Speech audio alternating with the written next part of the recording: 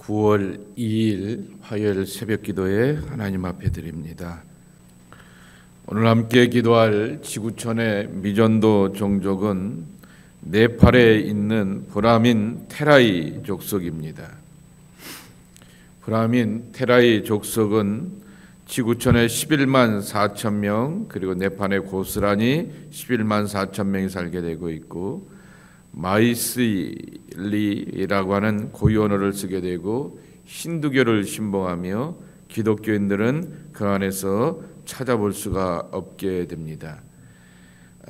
브라만 계급의 네팔에서 살고 있게 되고 있는 그러한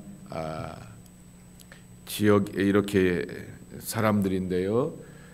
평원지 테라이 평원 지역은 인도, 방글라데시아, 부탄, 네팔에 걸쳐 있게 되면서 네팔에서는 가장 생산적인 그러한 지역이라고 하는 것입니다. 그래서 경제적인 그러한 수확을 거두게 되면서 살아가게 되지만은 그러나 문맹률이 굉장히 높아서 종교적으로 배타적이고 신분적으로는 높게 되지만은 또 문맹률이 높아서 복음을 전하는 데 있어서 어려운 그러한 지역인 것을 보게 됩니다. 결국 자생적인 크리스찬들보다는 주변에서 그들에게 가서 먼저 선교사들을 통하여서 복음의 결실을 맺어갈 수 있도록 기억하시고 또한 그러한 열매를 맺어갈 수 있도록 기억해 주시기를 바랍니다.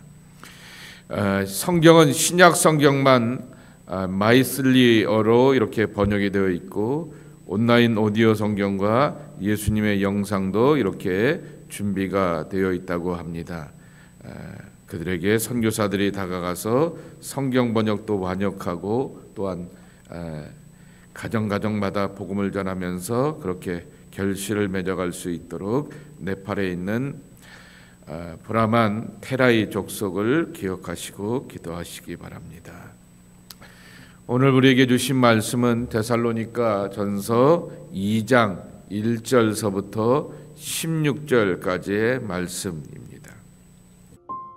형제들아, 우리가 너희 가운데 들어간 것이 헛되지 않은 줄을 너희가 친히 아나니, 너희가 아는 바와 같이 우리가 먼저 빌립보에서 고난과 능욕을 당하였으나 우리 하나님을 힘입어 많은 싸움 중에 하나님의 복음을 너희에게 전하였노라.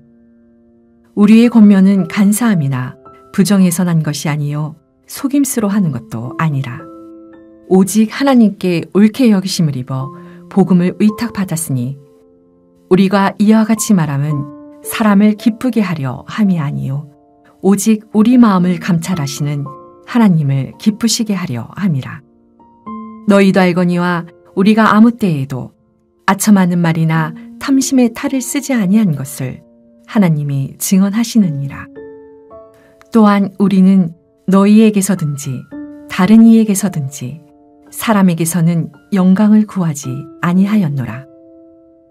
우리는 그리스도의 사도로서 마땅히 권위를 주장할 수 있으나 도리어 너희 가운데서 유순한 자가 되어 유모가 자기 자녀를 기른과 같이 하였으니 우리가 이같이 너희를 사모하여 하나님의 복음뿐 아니라 우리의 목숨까지도 너희에게 주기를 기뻐함은 너희가 우리의 사랑하는 자 됨이라. 형제들아, 우리의 수고하에 쓴 것을 너희가 기억하리니 너희 아무에게도 폐를 끼치지 아니하려고 밤낮으로 일하면서 너희에게 하나님의 복음을 전하였노라. 우리가 너희 믿는 자들을 향하여 어떻게 거룩하고 옳고 흠없이 행하였는지에 대하여 너희가 증인이요 하나님도 그러하시도다. 너희도 아는 바와 같이 우리가 너희 각 사람에게 아버지가 자기 자녀에게 하듯 권면하고 위로하고 경계하노니 이는 너희를 부르사 자기 나라와 영광에 이르게 하시는 하나님께 합당히 행하게 하려 함이라. 이러므로 우리가 하나님께 끊임없이 감사함은 너희가 우리에게 들은 바 하나님의 말씀을 받을 때에 사람의 말로 받지 아니하고 하나님의 말씀으로 받음이니 진실로 그러하도다. 이 말씀이 또한 너희 믿는 자 가운데에서 역사하느니라. 형제들아, 너희가 그리스도 예수 안에서 유대에 있는 하나님의 교회들을 본받은 자 되었으니 그들이 유대인들에게 고난을 받은가 같이 너희도 너희 동족에게서 동일한 고난을 받았느니라. 유대인은 주 예수와 선지자들을 죽이고 우리를 쫓아내고 하나님을 기쁘시게 하지 아니하고 모든 사람에게 대적이 되어 우리가 이방인에게 말하여 구원받게 함을 그들이 금하여 자기 죄를 항상 채우매 노하심이 끝까지 그들에게 임하였느니라. 신약 성경 가운데서 가장 먼저 기록된 말씀은 데살로니가 전후서입니다. 무슨 말씀입니까? 성경은 예수님의 사역이 먼저이고 그리고 또한 그 다음에 바울의 사역인 것을 우리가 알고 있게 되고 늦게 이렇게 읽게 되는데 왜 성경의 기록은 데살로니가 전서가 먼저입니까? 제일 먼저입니까? 라고 말하게 되었을 때 의문을 갖게 되는데요. 내일서부터 공간복음을 배우게 되지만은 트리니티 성경 공부 시간에 공간복음을 배우게 되지만은 예수님의 복음서의 기록의 말씀은 당연히 예수님의 사역은 먼저이지만은 이 예수님의 어록과 가르침과 그리고 그 삶의 행적들과 마지막에 십자가의 고난의 그 사역들을 그리고 부활의 능력을 회복해야겠다라고 필요성을 따라서 남기게 되었던 것은 예수님이 승천하시고 나서의 한 30년가량이라고 하는 것입니다. 그런데 바울은 바로 이렇게 따라서 이렇게 다른 제자들과는 늦춰지게 되었지만은 이렇게 사도가 되어서 사역을 따라서 즉각적으로 사역을 하게 되면서 교인들에게 필요한 권면과 가르침을 바로바로 기록하였기 때문에 문헌으로 기록되게 되었던 기록의 말씀은 바울의 서신이 더 앞서게 된다라고 하는 것입니다. 그래서 데살로니가 전서는 AD 50년경에 이렇게 기록되게 되었던 신약 성경 가운데서의 가장 첫 번째 말씀이고 그리고 사도 바울이 초기 사역 가운데 어떤 생각과 우리가 사도 바울의 생각과 사상과 믿음의 그 핵심은 로마서를 보게 되고 갈라디아서를 보게 되면은 나온다라게 됩니다.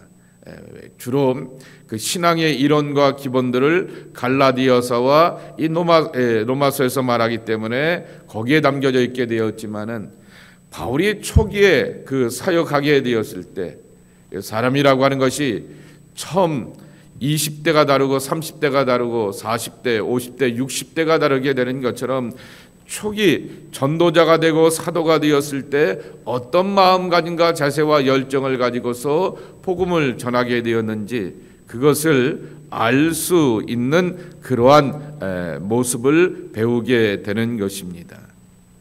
거기다가 이 복음을 전하게 되었던 데살로니가라고 하는 도시는 바울이 전략적으로 크게 큰 도시를 가게 되고 큰 도시에서 주변으로 이렇게 펼쳐지기를 원하게 되었던 것입니다.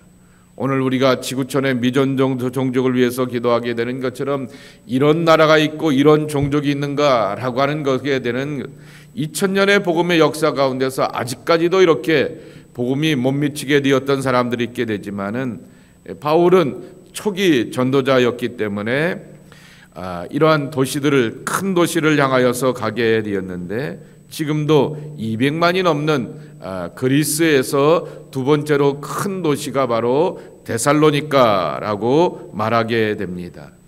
알렉산더 대왕의 이복 여동생의 이름을 따서 그리고 또한 이렇게 자기의 정략적인 결혼을 시키게 되면서 붙여주게 되었던 이 도시의 이름이 바로 데살로니가라고 하는 것입니다. 천연 자연적으로 이렇게 생기게 되었던 그러한 항구였고 아시아와 연결되어 있던 무역항이었기 때문에 한편으로는 개방적이면서 한편으로는 생산이 많게 되고 또 이 항구 도시의 특징이 뭐냐라고 하게 되면은 다문화권이라고 하는 것입니다. 그래서 종교가 다양한 것이 있게 되었고, 그래서 그리스 로마의 신화에 따라서 신전들이 가득하게 되었지만은 카비로스라고 하는 신을 섬기게 되는데요. 그것이 1장 9절에 보게 되면은 이렇게 언급되고 있는 것을 보게 됩니다. 그들이 우리에 대하여 스스로 말하길 우리가 어떻게 너희 가운데서 들어갔는지와 너희가 어떻게 우상을 버리고 그랬는데, 여기서 말하게 되는 그 우상이라고 하는 것이 카비르스라고 하는 가난한 이들을 구제해 주는 신이라고 하는 겁니다. 그러니까 얼마나 위로가 됩니까?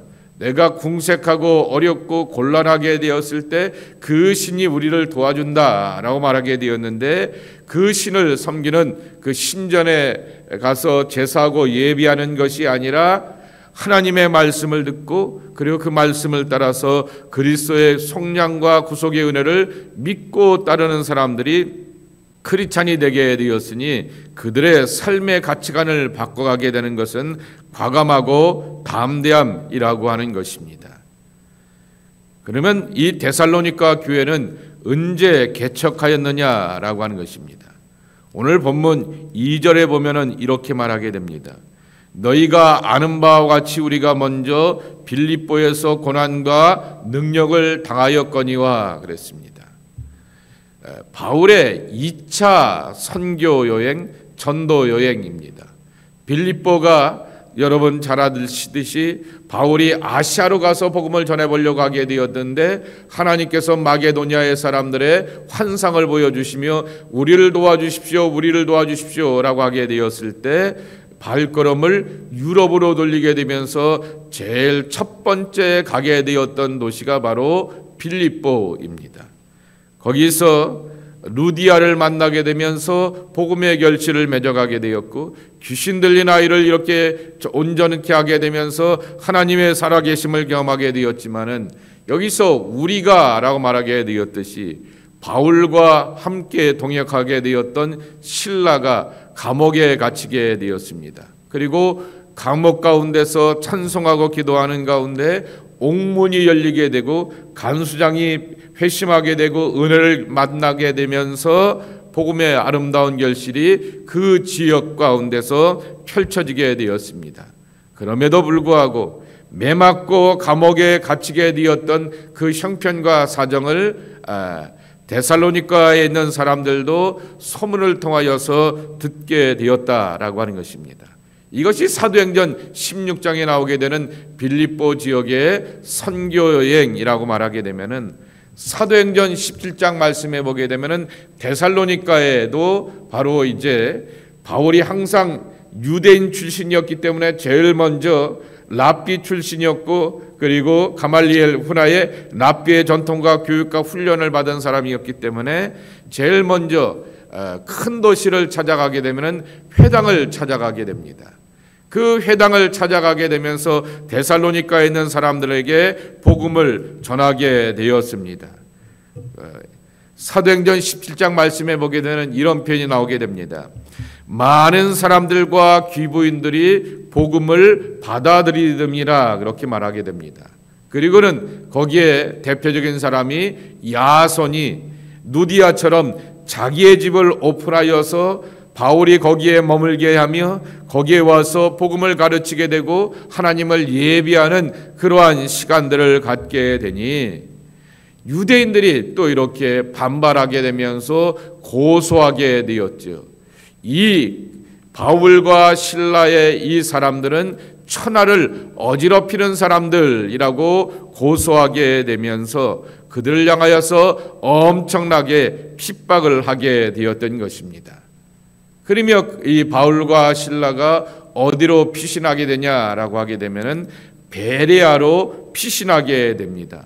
근데 이 데살로니가에 있는 유대인들이 얼마나 고약하였냐라고 하게 되면은 자기 도시에 안 오면 끝나는 것으로 끝나는 것이 아니라 베레아까지 이렇게 쫓아오게 되어서 바울과 실라가 복음을 전하게 되는데 그렇게 회방하게 되고 그들을 핍박하여서 어려움을 겪게 하였다라고 하는 것입니다. 자, 그러면 여러분 한번 생각해 보세요. 바울과 실라가 데살로니가에 있어서 빌립보처럼 감옥에 갇혀서 이렇게 끝까지 참고 견딘 것이 아니라 환난과 핍박이 심하여서 베레아 지역으로 피하게 되었는데, 이것을 가지고서 문제를 삼는 사람들이 있게 되었던 것입니다. 그 문제를 삼게 되었던 것은 하나님의 나라를 향해서 순전하게 전하게 되고 온전하게 전한다고 말하게 되면서 목숨의 위협이 오게 되고 어려움을 당하게 되니까 도망가네, 이렇게 진정한 복음의 사람들이 아니고 정말 이렇게 누굽니까? 야고보처럼 죽으면 죽으리라 라고 이렇게 헌신하면서 순교를 하지 못하네라고 하는 그러한 것으로서 이렇게 문제를 삼게 되었다라고 하는 것입니다. 그러자 바울이 자신들의 사역에 대하여서 설명하게 됩니다. 3절입니다. 뭐라고 설명하고 있냐고 하면은 우리의 권면은 간사함이나 부정에서 난 것이 아니요 속임수로 한 것도 아니다라고 말하게 됩니다. 간사함이라고 하는 것은 솔라네라고 하는 시라버 단어인데요, 진리의 길에서 벗어난 것도 아니고 부정에서 난 것이라고 하는 것은, 부정이라고 하는 것이 원래는 이 원문의 뜻은 성적으로 타락하였다라고 하는 것인데 결국 윤리적으로 타락한 것도 아니다라고 하는 것입니다. 그리고 사회적으로 속임수를 써서 남의 것을 가로치려고 하게 되었던 그러한 것도 아니라 진정성을 가지고서 복음을 전하게 되었고 복음을 나누게 되었다라고 하는 것입니다. 그리고 하나님께 옳게 여김을 받았기 때문에 사도라 이렇게 칭함을 받게 되었고, 그리고 하나님을 기쁘시게 하는 그러한 복음을 전하기 위하여서 데살로니가 지역까지 내려오게 되었다라고 하는 것입니다.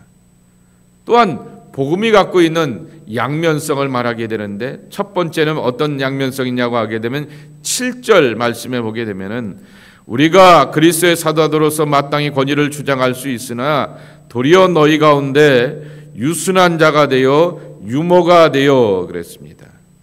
젖먹이는 분이라고 하는 말이 유모라고 하는 원문의 뜻입니다.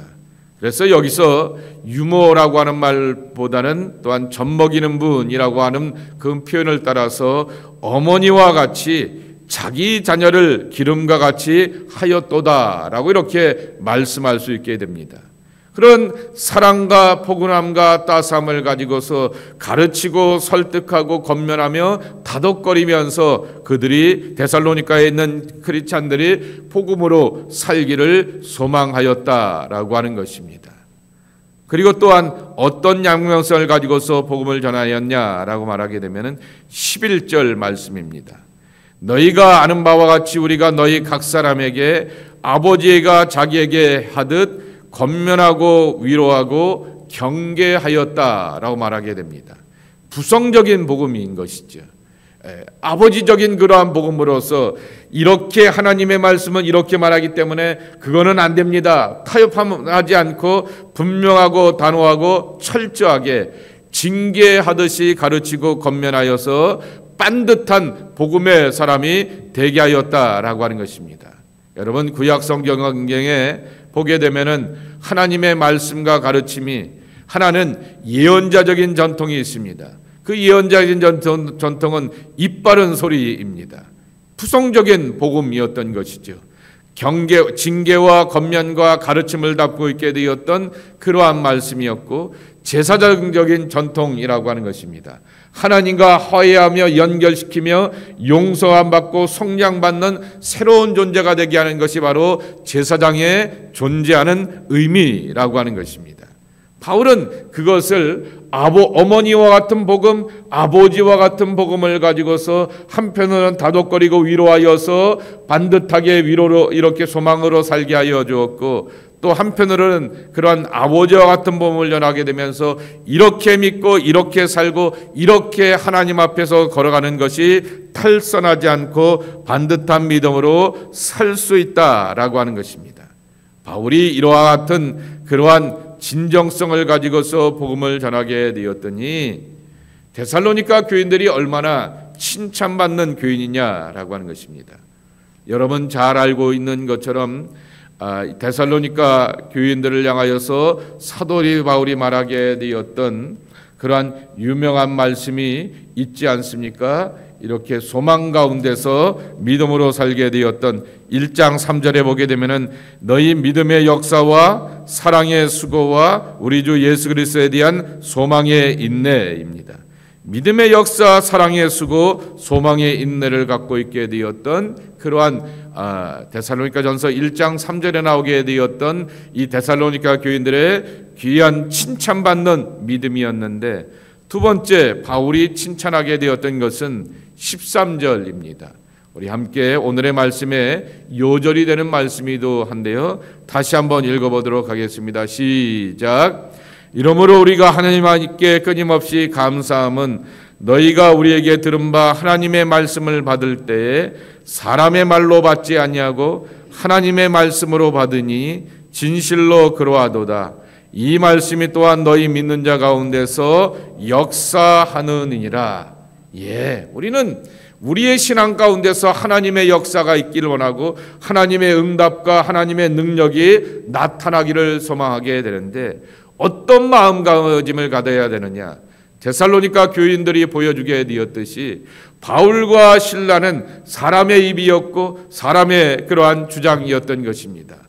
아시듯이 바울의 그러한 겉면과 가르침은 고린도 교인들이 그렇게 비난하게 되듯이 조리 있는 말씀들 아니었고, 그 책과 글로 보게 되었을 때는 굉장히 은혜스럽게 되는데 설교하게 되었을 때는 달변의 말씀도 아니었고 더듬더듬거리게 되었던 그러한 불편한 말씀이었지만은, 데살로니가 교인들은 그러한 말씀을 사람의 말로 받지 않고 우리를 구원하시고 우리에게 생명을 주시는 하나님의 말씀으로 그대로 받아들이고 믿고 살아가게 되었을 때 믿음의 귀한 하나님의 역사를 만나고 체험하게 되었다라고 하는 것입니다. 그러니 그러한 신앙을 가지고서 계속해서 자라가고 성장하면서 성숙한 믿음이 되었으면 좋겠습니다 라고 하는 그러한 간절함을 갖고 있게 되었다라고 하는 것입니다.